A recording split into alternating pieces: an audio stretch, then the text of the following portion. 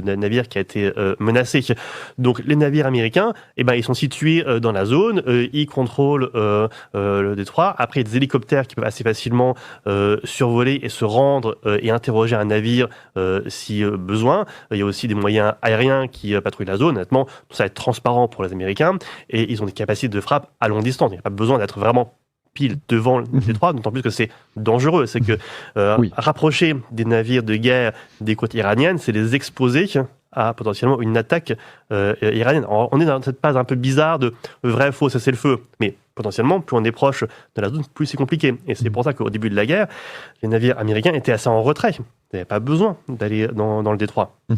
Là, s'ils veulent exercer un blocus effectif, il faut y être. Et si jamais, à un moment donné, ils ont besoin d'aller arraisonner, c'est-à-dire d'aller interroger un navire, envoyer éventuellement des troupes à bord pour lui interdire de circuler, il faut quand même être assez proche de l'endroit.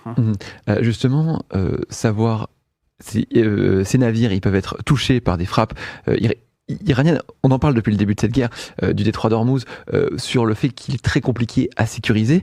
Est-ce qu'on peut rappeler à nos internautes pourquoi c'est dû notamment, il me semble, à ce relief qui est ici et qui joue en faveur de l'Iran? Bien sûr, c'est que le blocage du détroit, ça fait partie de la doctrine de défense